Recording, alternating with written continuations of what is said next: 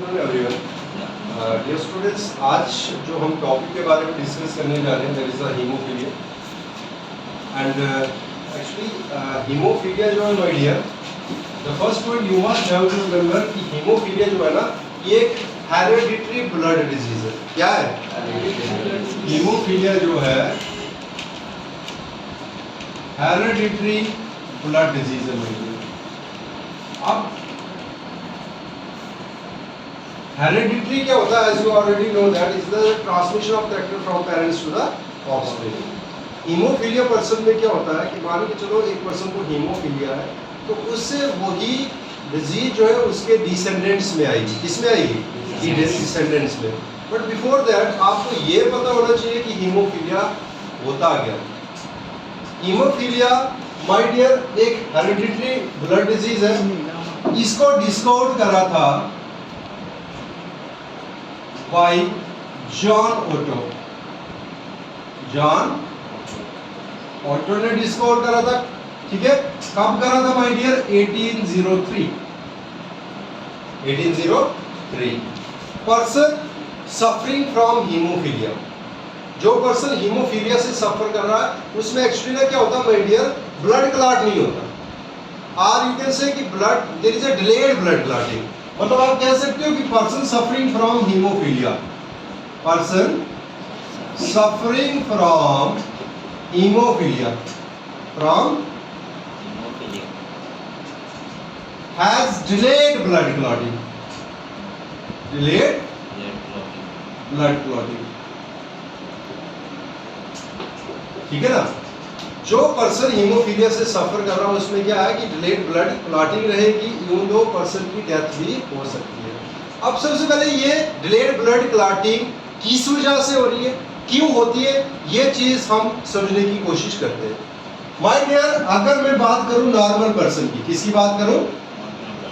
Normal person की अगर मैं बात करूं तो माय डियर नॉर्मल पर्सन में there is a blood clotting factor. हम सब में, आप में, मुझ में there is a blood clotting factor। क्या होता है हमें?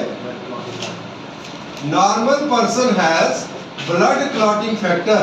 और माय डियर इस ब्लड क्लॉटिंग फैक्टर को कहते हैं एंटी हीमोफिलिक ग्लोबिन फैक्टर। क्या कहते हैं? Anti haemophilic globin factor. I am writing here anti haemophilic globin factor. ठीक है, अब ये एंटी हीमोफिलिक ग्लोबिन फैक्टर का क्या रोल है? नॉर्मली पर्सन में क्या होता है कि आपको भी बचपन में या कहीं कट लग जाता है तो normally blood of the person जो है ना, आपका ब्लड हार्डली 2, 5, 2, 3, 4 मिनट या विद इन 5 मिनट्स में क्या हो जाता है? क्लॉट, बहना बंद हो जाता है। और ये किसकी वजह से होता है? Due to the anti haemophilic globin factor. अब ये पर्सन जो हीमोफिलिक है, ये पर्सन जो हीमोफिलिक है, इसमें ये वाला ग्लोबिन फैक्टर क्या होगा बच्चे? एब्सेंट हो। मतलब haemophilic patient do not have, क्या बोल रहा हूं मैं? Haemophilic patient do not have anti haemophilic globin factor. Anti haemophilic globin factor, जिसकी वजह से माय डियर क्या हो जाएगा?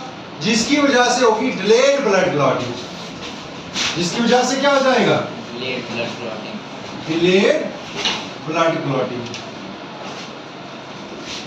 ठीक है, और पर्सन की डेथ भी हो सकती है। माय डियर स्टूडेंट्स, अगर फॉर योर काइंड इंफॉर्मेशन आपको मैं बता दूं कि नॉर्मल पर्सन में क्लॉटिंग ऑफ ब्लड, अगर मैं नॉर्मल पर्सन की बात करूं, किसकी? नॉर्मल पर्सन की मैं क्लॉटिंग ऑफ ब्लड करूं तो 2 to 8 मिनट्स में हो जानी चाहिए, या होती है। कितने मिनट्स में? नॉर्मल पर्सन में ब्लड क्लॉटिंग 2 to 8 मिनट्स के अंदर हो जाती है। किसकी वजह से? Due to the presence of anti haemophilic globin factor. लेकिन हीमोफिलिक में क्या हो रहा है? हीमोफीलिया में person suffering from haemophilia have delayed blood clotting. कहने का मतलब है कि ब्लड जो है वो डिले होता है, क्लॉट नहीं हो रहा है 20 to 20 मिनट्स टू कितना? 20 minutes to 24 hours. You can imagine अगर बंदे में ब्लड क्लॉट ही नहीं हो रहा इतने टाइम से, तो ऑटोमेटिकली पर्सन की क्या हो सकती है? डेथ भी हो सकती है। क्या ये चीज क्लियर है बच्चे? सिंपल सी बात है कि नॉर्मल पर्सन में एक ग्लोबिन फैक्टर होता है जिसको कहते हैं ब्लड क्लॉटिंग फैक्टर होता है, जिसको हम एंटी हीमोफिलिक ग्लोबिन फैक्टर कहते हैं, जिसकी वजह से ब्लड 2 या 5 या 8 मिनट में क्लॉट हो जाता है। लेकिन जो पर्सन हीमोफीलिया से सफर कर रहे हैं उनमें ये वाला फैक्टर नहीं होगा। कौन सा फैक्टर? Anti haemophilic globin factor. Yes, जिसकी वजह से डिलेड ब्लड क्लॉटिंग होगी और डिलेड ब्लड क्लॉटिंग फॉर कितने टाइम के लिए? 20 to 28 मिनट्स के लिए। इसीलिए बच्चे, क्योंकि डिलेड ब्लड क्लॉटिंग है, इसको कहा जाता है ब्लीडर्स डिजीज। क्या कहा जाता है? Bleeders disease. याद रखना, हीमोफीलिया का दूसरा नाम क्या है? ब्लीडर्स डिजीज है। क्या है? माय डियर, कहा जाता है कि ये डिजीज सबसे पहले एज ए म्यूटेंट आई। एक रानी थी जिसका नाम था क्वीन विक्टोरिया। क्या नाम था? The disease first appear in a queen as a mutant. The name of that queen was Queen Victoria. तो मैं नाम लिख रहा हूं, क्वीन का नाम क्या था? The disease first appear in a queen, female थी जिसका नाम था क्वीन विक्टोरिया। क्या नाम था? और कहते हैं कि from her to her descendants, और उससे उसके आने वाली जो जनरेशन थी उसमें ये डिजीज आने लगी। From her to her descendants. Descendants क्या होते हैं? आने वाली जनरेशन, कमिंग जनरेशन। और एंसेस्टर्स क्या होते हैं? हमारे पूर्वज, है ना, पिछले वाले। अब कहता है क्योंकि ये डिजीज क्वीन और उसकी फैमिली में आई, इसीलिए इस डिजीज को एक और नाम दिया गया। इस डिजीज को एक और नाम दिया गया, is also called as royal disease. क्या कहा जाता है? क्लियर है माय डियर? आप देख सकते हो कि ब्लीड हीमोफीलिया जो है इसको ब्लीडर डिजीज भी कहा गया, क्योंकि ब्लड डिलेड क्लॉटिंग होती है और खून बहता ही रहता है, दैट्स व्हाई ब्लीडर डिजीज। इसका another name that is also called as royal disease. क्यों? क्योंकि ये डिजीज सबसे पहले अपेयर हुई थी किसमें? Royal in a queen. ठीक है ना? दूसरा was Queen Victoria and then her to her descendants. ठीक है?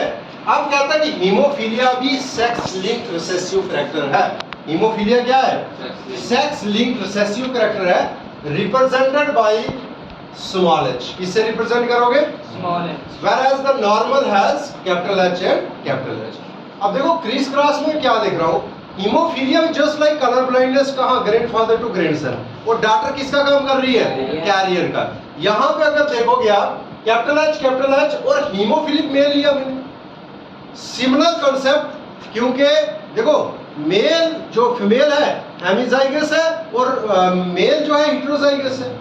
मेल का एक X characters alleles are present on X chromosome, है ना? तो मेल के पास एक ही अगर फैक्टर हो गया तो हीमोफिलिक हो गया। ठीक है? अब देखते हैं ड्यूरिंग द क्रिस क्रॉस क्या हुआ कि देखो हमारे पास 4 प्रोजेनीज आई। कितनी प्रोजेनीज? 4।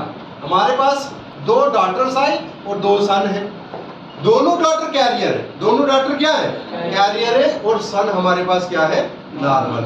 लेकिन F2 जनरेशन में हम क्या करते हैं? F2 जनरेशन में आप देख रहे हो, हमने इस carrier it is going to be married with a normal male. किसके साथ? Normal male. जो पहला जनरेशन, जो पहला ऑफस्प्रिंग आया वो डॉटर है, लेकिन क्या है? नॉर्मल है। यहां से देखो, now H and small h मतलब XX है, अभी भी डॉटर है, लेकिन क्या आई? Carrier. Similar is the case next Y and H मतलब XY, son is the normal and once again Y and H, लेकिन कौन सा? हीमोफिलिक। XY। तो ये वाला एक सन जो होगा वो क्या होगा?